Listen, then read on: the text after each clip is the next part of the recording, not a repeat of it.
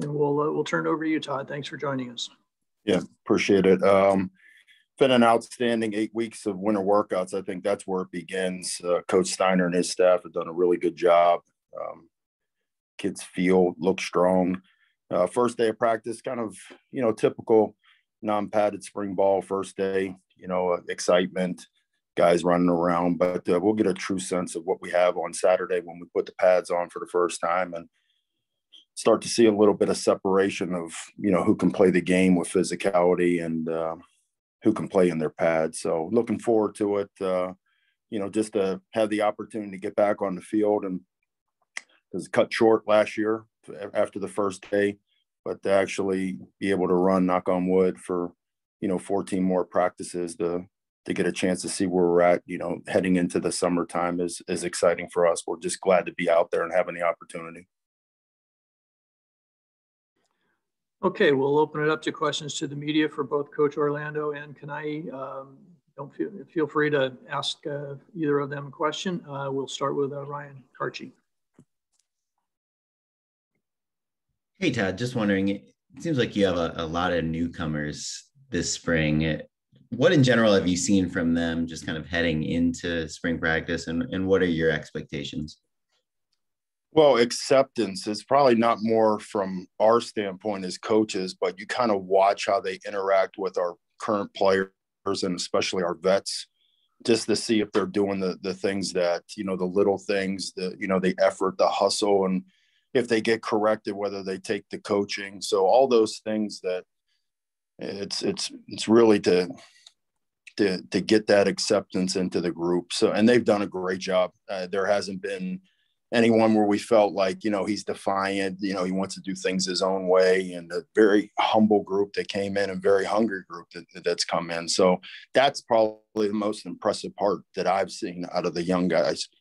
The expectations to learn how to practice. A lot of these guys are coming, out of high school where, a play probably ends, a couple seconds as it begins, and, teaching them to run to the echo of the whistle, teaching them, to take every individual rep as if it's a game-like reps. All those things take time. So that's what we're working on right now. We've had to correct a couple of things in the first day of practice so guys understand the level that you're competing at and how you're going to miss plays or get hurt, one of the two, if you don't do it the right way. And that takes a little bit of time, but they're all willing. I think they're great kids. They're willing to learn, and they've been accepted really, really early, which is a great sign. Obviously, you've only had one spring practice, but any of those guys who kind of caught your eye at least? Yeah, not really, because it's so early. I think they all did a good job. Our coaching staff had, we had some opportunities to meet with them and had some opportunities to walk and talk through stuff. And that's what you're trying to see, is somebody that can process. And then when they go out in the field, just making sure the stage isn't too big for them, because a lot of guys, they'll know what they're doing and they'll freeze up. I didn't see any of that. I saw guys that were constantly learning, and they put the time and effort into. They're prideful kids, which is a great sign. Okay, we'll go over to Antonio. Todd, what was the process like for you guys getting Josh Jackson to play corner and moving into that side of the ball? Yeah, it was a discussion, last season, where it was like, we thought we were a little bit thin and we were looking for athletes, and especially guys with ball skills. And he's done a great job. It was funny because you kind of put people out there and you kind of hold your breath, but he bought in. That was the one thing when we brought him in, because that's always the player's choice. As a coach, that's the one thing you don't want to do, is force upon somebody. And then when you sit down and look at them eye to eye, you get a sense whether they're committed to it or they're just doing it just because they want to be a good team guy. And he was committed to it. And then when he went out and we started doing one-on-ones, or more importantly, when Tay started taking him through individual drills, he just had natural movements for the position. And then we saw him, obviously when you get a guy that's skillful with the football, that's a huge advantage. So when the ball goes up, he can reverse himself and go after the football just as good as a receiver. So we're excited. I can tell you this. I'm really, really excited about him. And when Dante gets a chance to really show him the finer parts of the position, I think he's going to be damn good. Eric McKinney. Todd, obviously you had the fall season, but is there anything this spring that you need to kind of catch up or take advantage of that you weren't able to do last spring? Well, I think it's all the culture stuff. That was the most difficult part about last year. Was we came in and we talked pretty big about the physicality and how hard it is to practice day in and day out with just relentless pursuit. So you're ready for it, and then to go out in the field and say, okay, this is day one. Here we go. Let's make sure that this, because you only got one shot at it. When you come in as a new guy, if it's not set in stone, it's hard to fix, or you can't come back. You can't do things soft and then come back a year later and say, hey, we're going to start harden up. I mean, when you first get here, it's got to be hard. So to go in the first practice and like, okay, that was pretty decent, then get it cut short.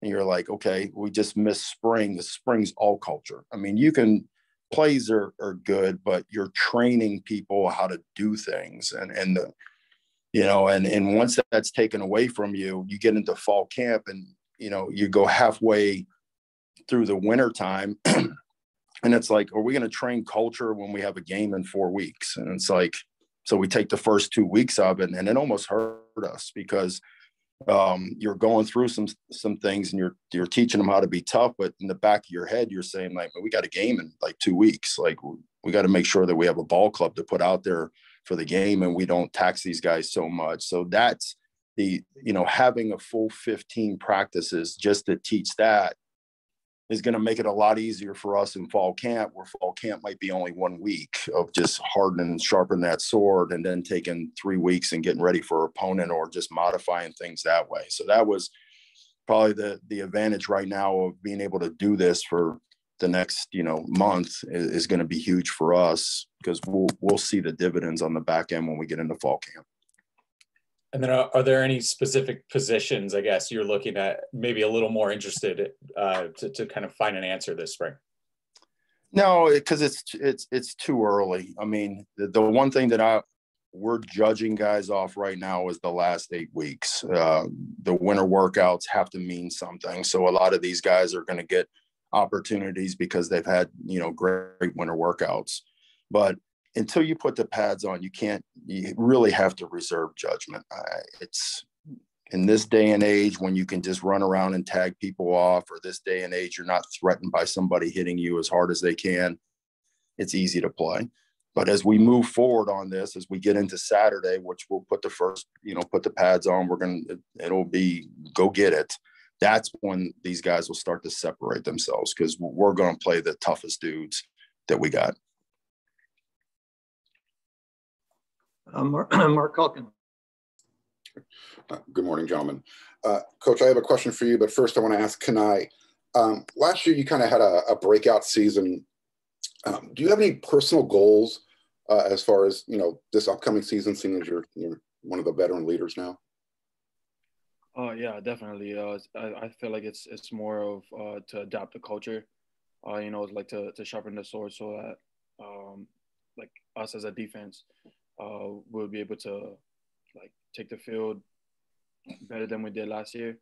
Like Coach Orlando was talking about, sharpening a sword so we can go out there swinging. It's definitely going to be a challenge for us to adapt that culture, but we have a lot more time now, so I'm sure we can get that situated. Do you see one of the biggest gains from last year to this year under Coach? Maybe it's discipline. How has that helped you in your game? Oh, definitely. It's been quite a long 8 weeks. We've been practicing hard, working hard, and I believe that with this 5 weeks of spring ball, it'll I guess strengthen our discipline in the football game. Yeah. And then, Coach, you're obviously in charge of the linebackers. You got a bunch of guys still, rehabbing Solo, Jordan Iosefa, and then you got, Taylor Katoa coming in. When those guys are available, because you didn't recruit them, what are their roles going to be in your scheme? Oh, they're going to be put in situations where they can help us. Jordan, I expect Jordan to come back. It's just I'm trying to be mindful of, this is very frustrating for those guys. They've had the game taken away from them for a long time. And, this like anything else, any profession is, you could be in meetings, you could be with the guys, but if you're physically not doing everything that they're doing, you kind of feel left on the outside. So I'm trying to be mindful of making sure they're still part of the group as if we were on the field together working out. But, once they're healthy, they get, it's just an equal shot. Everybody in this program that's here, that's working their tails off, doing things the right way. Everybody, there's no job that's set in stone. It doesn't matter whether it's Kana'i here or anybody else. You got to produce. So once those guys get back, we'll see where they're at. We'll be smart with them. I think it's going to be important that way. And we're going to give them reps. And if they're good enough, then they'll be out in the field. In your career, have you ever dealt with a situation where you've had a player or players of that caliber who have been out for so long? And for instance, like Solo, he hasn't played in a competitive game since 2017. It's been a while since that. I just keep guys motivated. I think that's probably the biggest thing. It's difficult. It's very difficult. It's more about things that are outside of football than anything else. The care factor, just to make sure that, people don't feel like, hey, I'm just because I'm not on the football field that I don't feel like I'm a part of this. And, but I will say specifically with those two guys, with Jordan and Solo, they're such prideful kids that they're working their tails off 24/7. They love football. They love it. It's and once it's taken away from you, it can be very frustrating. So I always look at it just to make sure that mentally they're right. It's not the actual football itself, is just to make sure they don't get down in the dumps and feel like they're not a part of it. So try to go out of our way more than anything else to make sure that they still feel they're a part of the group. Thank you, Coach. Back to Ryan Karchi. Todd, obviously Talanoa was such a big part of this defense last year and such a unique skill set. Without him, in that versatility, how does that just change in general how you have to adjust the scheme, maybe even defensively, or just what you expect out of that safety position? Well, it just goes back to just watching it. And the scheme itself is the scheme. There's a lot of calls in it, but as you start to put it out there in practice, you kind of watch guys and what they can do and what they can't do. Fortunately for us last year, that Tally could do a lot of things. And there was some things that he did exceptional, maybe as a blitzer, so you just watch, that's all. And then at the very end of spring ball, once we get through the whole package itself, you start to say, like, this is really good for this guy. This is not good. This is not what he does well. And you try to fit your scheme towards your personnel. And that's what we'll end up doing. So we'll just let it rip in the spring to see what guys can do. You can get a little bit of barometer in terms of getting out of winter workouts, a guy's skill set. But every year is a little bit different. I think a lot of guys make a lot of gains during this time. So before we start, judging people what they can and can't do, we're just going to let this thing play itself out. I think I'll have a really good beat. If I get back together with you guys, I think it'll be the second scrimmage, which I think is about 3 weeks. And I'll be able to come back and say, hey, these guys can do this. I think these guys are going to be really dynamic, but that takes a little bit of time. Like I said, we're making a little bit of a judgment off of day one and helmets and shorts, which you can't do that as a coach. So do you feel like whoever steps into that role that Talanoa is in, that it would help for them to have sort of that ability to rush the passer, to play in the box, or is that not what the position is? In the last 7 years in this position, and I've been fortunate enough because I've been with Craig for the last, this will be 6 years, and he's done an outstanding job. When we're at Houston together, then the guy was a big time player. When we were at Texas, it was an All-American there. Tally, an All-American here. So he's done an outstanding job of developing that position, and we'll find somebody and we'll keep working with them. Antonio.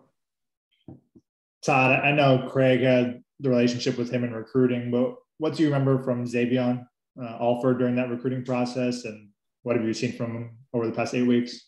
Yeah, just an unbelievable person to start off with, and then as a worker, a yes sir, no sir guy. That the internal makeup of the kid is outstanding, you know. And then as an athlete, he's explosive, he's strong, he's weight room developed, which always gives you the ability to be able to put him into situations, and physically he's ready to go. And then he's moving around really, really well. You know, he's got a handful of reps the other day in practice, did a really nice job. But I'm excited to watch him because I think he's a run and hit guy. That's, you know, that's the biggest thing that I can remember in our recruitment of him. And he's been accepted really, really quick, which is a really good sign. He does things the right way. So really, really excited to watch him when the pads go on. I think that's where he's going to shine more than anything else. Keely. Hey, Todd, you mentioned the winter workouts. I was wondering if there's anyone or any player that took a leap of growth over that course of 8 weeks, and anyone surprised you body changing or anything like that? Sakona did, in my opinion. I think he was a guy that Mar's done a really good job of developing. There's other guys, but that was the kid that I thought was like, man, he walked in there and changed his body. He's doing some things athletically that are better. You know, I'm excited about him. The other guys, I mean, Coach Steiner, his staff have done an unbelievable job of hip strength and core and all the things that go along with that. But he was the guy that stood out to me. And then since we haven't experienced the strength and conditioning staff, can you explain to us what it was like and how it was different from the previous staff? I'm pretty sure we all felt the same thing. We felt that it was tough in the beginning, but we found a way to strive through it. We buckled down. It was very different. It was more upbeat, more, I guess you could say, higher tempoed than the last strength coaches.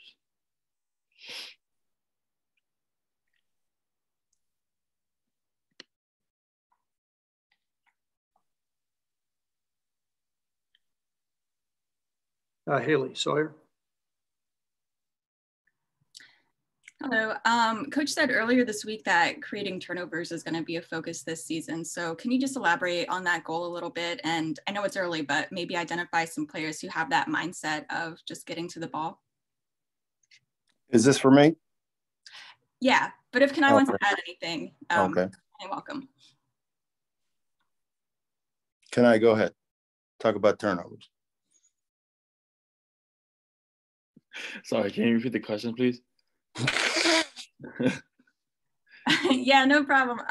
Coach said earlier this week that you guys are focused on creating turnovers this season. So can you just elaborate on that goal a little bit, and who are some guys who maybe have that mindset of just getting to the ball? So basically we're more focused more on like I guess getting to the balls, and like even when the ball's in the air, like don't worry about the ball, just get to it. We're basically working on stripping the ball, because that's where most turnovers occur.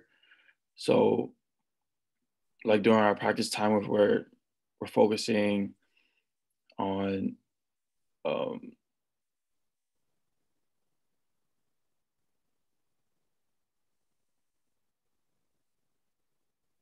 Freeze up. what was that? Sorry, did it freeze or something? Yeah, you froze there. Yeah, he froze a little bit. Okay. Well, I just basically it's just we're taking time out of practice to just focus more on getting to the ball at all times, no matter where you're near or far. 5 yards, 5-yard burst to the ball. It'll work on 11-man to the ball.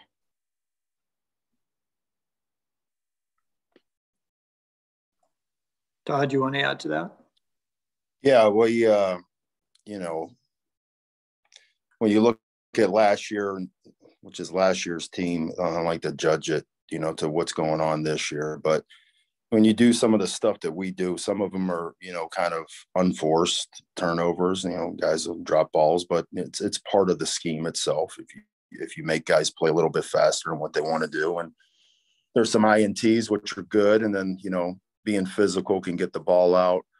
So all those things that kind of mandated this spring to make sure that everybody, we probably have about anywhere from 5 to 6 individual periods where each unit will go and do their own little drills, but we mandated it to make sure that at least one of them was put into some type of turnover, whether it's a strip, whether it's, you know, strip sack, whether it's interceptions.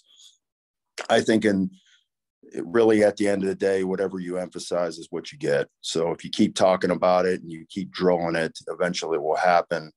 And then sometimes it just pours, you know, and they just keep coming, which is a good thing. So like I said, it's when you're talking about things that you got to get better at and things that you were decent at, and the turnovers were good last year, but that's a different ball club. So, but we can train it, and we are training it every day in practice.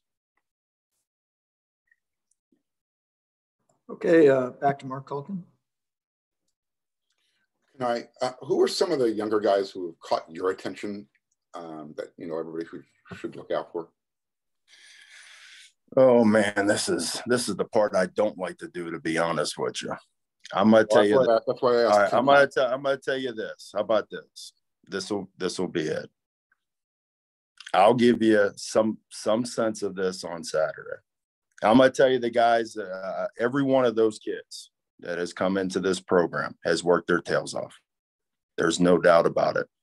But to sit here and make judgment off of somebody off of day one of non-padded practice is not good for that locker room right now, to be honest with you. You know, we're reserve judgment off it. You come back on me on Saturday, I'll give it to you, because a lot of these guys, you know, it's one thing to do it, you know, with no pads on. It's another thing to have a 20-year-old, 21-year-old grown man running at you. You know, a lot different to see how you play. So let's just hold a little bit of judgment on that. But I will say this: there's not been one disappointment in the group. All the young guys have come in here and they've done exactly what we've asked them to do academically, being accountable, through workouts, through the first day of practice. There's not one guy that we feel like, oh man, I don't know about this guy. They've all done an outstanding job. They'll get a chance to play on Saturday, and then we'll be able to comment on them much better. Same question for Kana'i, because, you know, he hangs out with his peer group. Who are some of these younger guys who have caught your attention that we should be looking out for? I know Coach doesn't feel comfortable answering that question now, but, you know, maybe you can.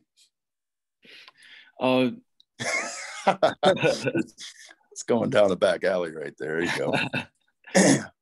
Well, I mean, it's basically the same thing. I have the same answer. Like, it's really hard to judge somebody on, like, how they're doing in the weight room or like during practice when we only have shorts. I mean, like Coach Teo said, like it's gonna come down to whether or not his physicality matches his strength in the weight room or his speed on the field. But I mean, yeah, we can't really judge anything right now.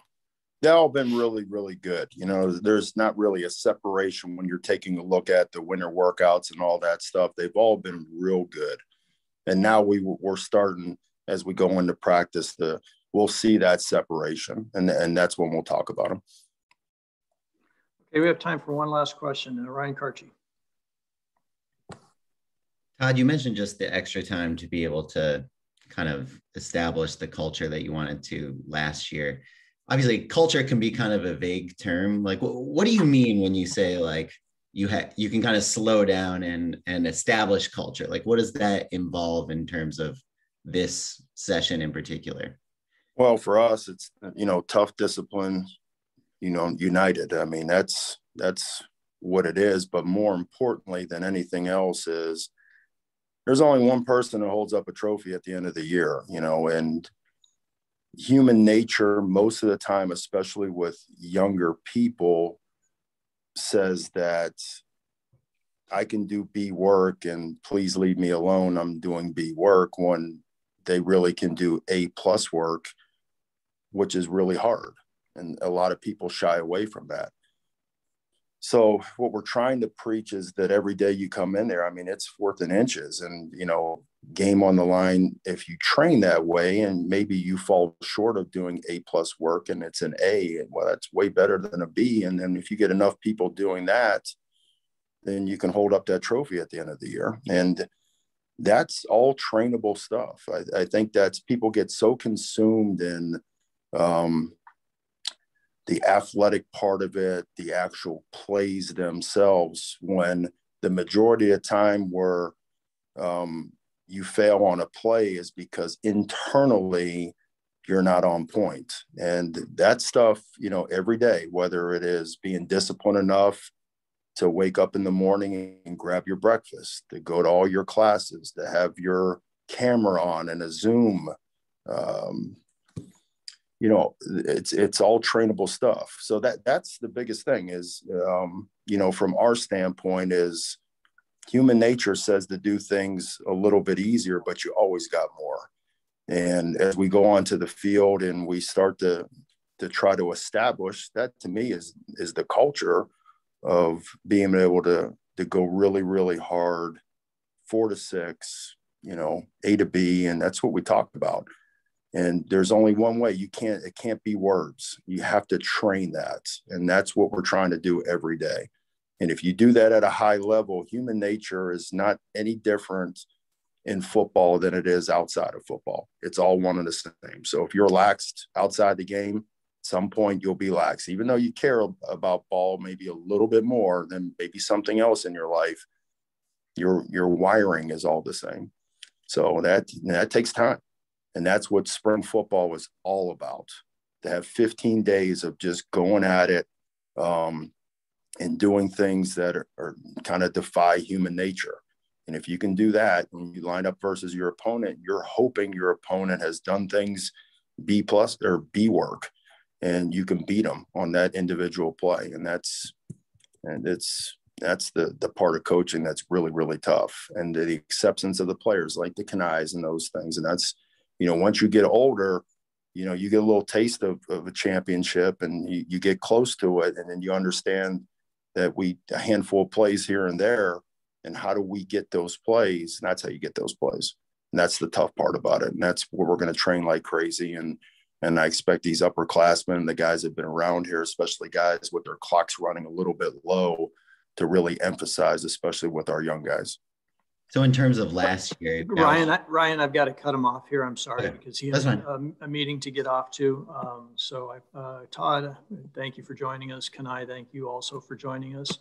To the media, a reminder that we'll have Coach Helton on Saturday morning at 8 a.m.